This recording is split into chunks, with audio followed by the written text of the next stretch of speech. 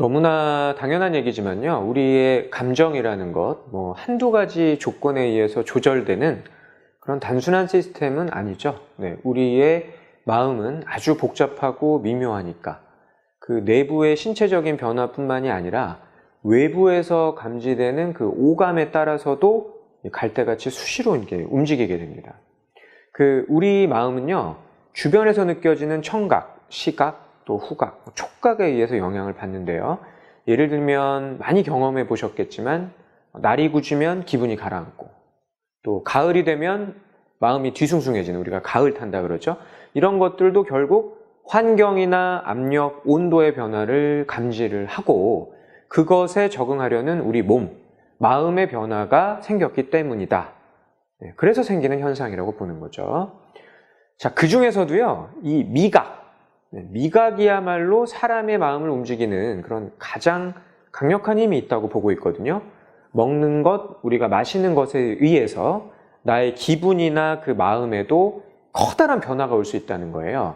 네, 이렇게 만들어지는 마음은요, 그러니까 먹는 것에 의해서 쉽게 변하고 만들어지는 마음은 본래에 내가 가지고 있던 그 스트레스 혹은 예측하고 있던 나의 기분과는 판이하게 나타날 수가 있어요. 그래서 우리는 그것을 가짜 마음이라고도 부르는 거죠. 근데 이 직장인들에게 이 가짜 마음이 생겨나는 그 요인, 크게 봐서는 두 가지가 있는데요. 첫째는 간식으로 섭취하는 그 단 음식, 이게 바로 원인인 거예요. 보통 우리가 흔히 우울할 때 단 것을 먹으면 기분이 좋아진다, 이렇게 알고 있죠. 그래서 업무 중에 스트레스를 받을 때 이때 먹게 되는 그 달콤한 초콜릿, 또 달콤한 커피, 이런 단 음식을 먹으면은 기분이 좋아지게 되는데, 그럼 왜 기분이 좋아지는 것일까요? 우리 몸에는요, 한 20여 종의 그 단백질이 분해된 형태, 그러니까 아미노산들이 우리 몸에 이렇게 존재를 해요. 그런데 우리가 이 당분을 한번 먹잖아요? 그러면 에너지가 발생을 하겠죠? 그러면 우리 몸에서는 에너지가 생겼으니까 일을 하라 라는 신호로 받아들이는 거예요. 그러면은 우리 몸에 있는 여러 가지 아미노산들은 우리 몸에서 일을 하는 데 필요한 물질을 만들기 위해서 막 쓰이는 거죠. 예를 들어서 근육을 만들거나 독소를 제거하는 그런 물질을 만드는 데에 이 아미노산들을 이용을 한다는 거예요. 그러니까 잘 생각해 보시면은 원시시대 때부터 그 에너지 원료가 되는 당분을 먹고 나서 그러면 이제 사냥을 하러 나가거나 유해 환경과 싸우고 돌아다니면서 일을 해야 됐겠죠? 네, 이런 상황을 생각해 보시면 되고, 이런 상황은 어찌 보면 너무나 당연한 우리 몸의 신진대사라고 볼 수가 있는 거죠. 아마도 원시시대라면은요, 당분을 섭취한 다음에 공부를 하는 일은 별로 없었겠죠. 그러니까 상대적으로 두뇌 활동을 하거나 기분 조절을 하는 그런 상황은 에너지가 별로 없는 상황에서도 가능한 일이었다라는 거예요.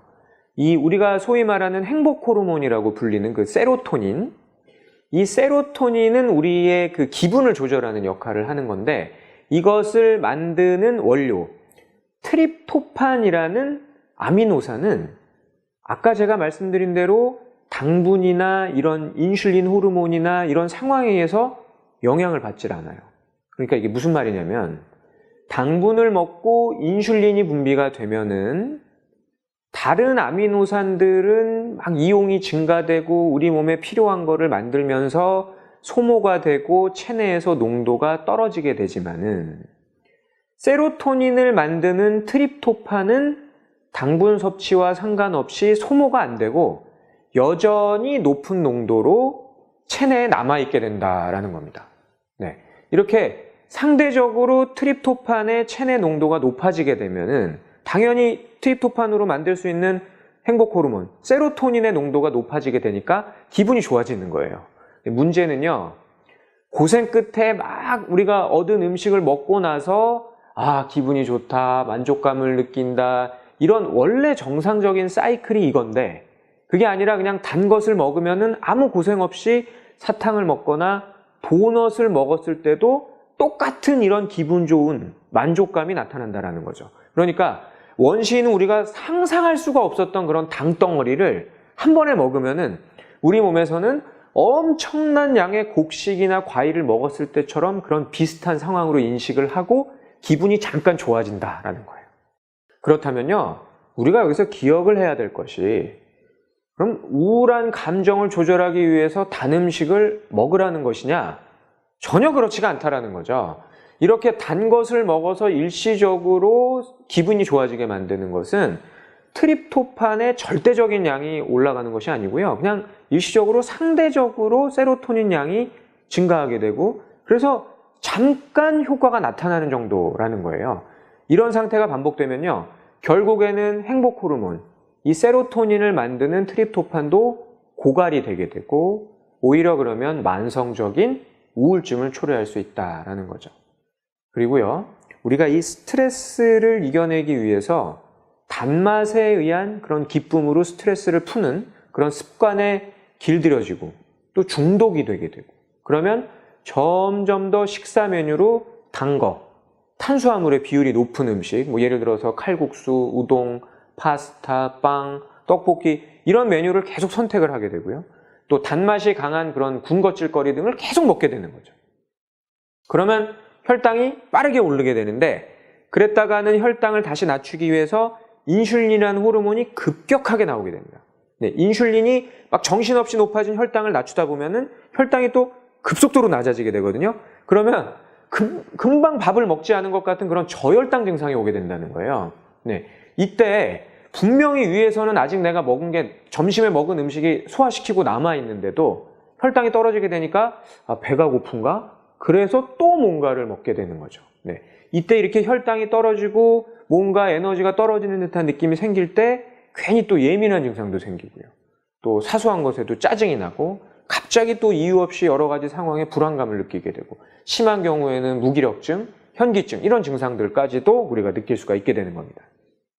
자, 그렇다면요, 이 직장인들에게 가짜 마음을 만드는 두 번째 이유는 과연 무엇일까요? 네. 오늘 이후에는요, 특히 우리가 외식을 할 때마다 우리 직장인 여러분들 꼭 지금부터 제가 이야기하는 것을 기억을 하셔야 됩니다. 자, 우리가 점심 식사 때 섭취하게 되는 소위 말하는 조미료 MSG, 이제 모노소듐 글루타메이트라고도 하는데요. 바로 이 MSG가 가짜 마음을 만드는 중요한 요인 중에 하나라고 볼 수가 있다라는 거예요. 자, 여러분들 혹시 이상하게도 우리가 좀 특정 음식점만 다녀오고 나면은 내가 좀 나른하다, 무기력하다, 또 심지어 막 졸음이 막 쏟아진다, 이런 경험 해보신 적 있으시죠? 특히 좀 자장면, 짬뽕 이런 음식들 먹고 나면은 이런 증상들이 더 심해지는 것 같아서 어떤 사람들은 이런 현상을 중국 음식 증후군이다 이렇게 부르기도 하고요. 근데 실제 이런 증상을 유발할 수 있는 MSG가 오래전부터 특히 이 중국 음식에 많이 그런 쓰여지는 경우가 많다는 것은 우리가 사실 잘 알려져 있는 사실이에요. 이 MSG가요, 대표적인 그 화학조미료, 그런 화학조미료 중에 하나라고 보시면 되는데요. 이 자연식품, 그러니까 화학조미료가 아닌 자연식품에서도 흔히 발견할 수 있는 그런 성분 중에 글루타메이트라는 게 있어요. 이 글루타메이트는 원래 아무 맛이 없어요. 이 글루타메이트와는 달리 인공적으로 글루타메이트에다가 나트륨, 그러니까 소듐을 한 개를 붙여서 만든 게 바로 모노소듐 글루타메이트거든요. 보통 우리가 먹는 그 짭짜름한 소금은 나트륨이 2개예요. 반면에 이 나트륨이 한 개만 붙어 있는 모노소듐 글루타메이트, MSG는요, 소금보다는 덜 짜고 약간 그래서 짭짜름, 찝찝하면서 독특한 맛을 내는 거죠. 그러니까 이 자연식품에 함유되어 있는 형태로 우리가 글루타메이트를 많이 섭취했을 때도 이 뇌 신경전달 물질의 농도, 기능의 변화가 오게 돼서 우리가 기분 변화가 올 수 있거든요. 네. 그런데 그렇게 많은 양의 글루타메이트를 한꺼번에 섭취하는 일이 흔한 일은 아니에요. 네. 그러니까 뭐 우리가 천연식품에서 먹는 글루타메이트로 인해서 내 몸에 뭐 기분 변화가 온다, 이런 증상까지 인식하는 것은 거의 드물다라는 거죠. 자, 문제는요, 말씀드린 대로 이 글루타메이트에다가 나트륨 하나를 붙여서 만든 화학적으로 합성된 이 MSG를 섭취했을 때도 똑같이 신경전달 물질 시스템에 영향을 줄 수 있다라는 거고요. 오히려 이 MSG 형태로 섭취하는 글루타메이트는 아주 이렇게 농축이 돼 있고 천연식품을 통해서 섭취했을 때는 경험할 수 없을 정도로 고용량인 경우가 많아요. 또 맛있으니까 많이 먹을 수도 있고요. 자, 그렇다면 글루타메이트가 뇌에 작용했을 때 나타나는 현상은 무엇이냐?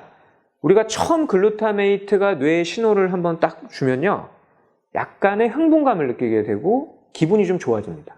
네, 그래서 뇌가 좀 일을 하고 집중을 할 때, 이럴 때는 이 글루타메이트의 역할이 아주 막중하기 때문에 뇌에서는 이 식사하고 상관없이 글루타메이트가 좀 부족할 때는 심지어 다른 데 있는 우리 몸에 있는 아미노산을 가지고 글루타메이트를 만들어서 사용하기도 해요. 네, 그러니까 뇌에 필요한 글루타메이트의 양을 우리 몸에서 혹은 뇌에서 엄격하게 조절을 하면서 그때그때 이용을 한다는 거죠. 자, 문제는 이런 반응이 강하고 지속적으로 반복이 되면, 그러면 에너지가 소실되고 기력이 감소된다라는 거예요. 쉽게 말하면은 고도의 집중을 위해서 에너지가 소모되는 그런 시스템이다라고 보시면 된다라는 거죠. 자, 화학적으로 합성된 MSG는요, 말씀드린 대로 자연 상태의 MSG보다 훨씬 더 고농축인데다가 흡수율이 아주 빠르기 때문에 뇌에 이 글루타메이트 농도를 빠르고 아주 크게 영향을 미칠 수가 있는 거거든요. 그러니까 만약에 우리가 이 MSG가 첨가된 음식을 먹고 나면 밥을 먹는 동안은 잠시 기분이 좋은 듯 하다가 아까 제가 약간 흥분을 나타낸다 그랬잖아요. 그런데 식사 직후에는 급격하게 무기력감, 나른함, 졸리움, 예민한 증상, 이런 증상들이 느껴지게 되는 거고요. 심한 경우에는 어떤 사람들은 심장이 조이는 듯한 느낌, 목이 뻐근한 듯한 느낌, 이런 증상들도 나타날 수가 있게 되는 겁니다.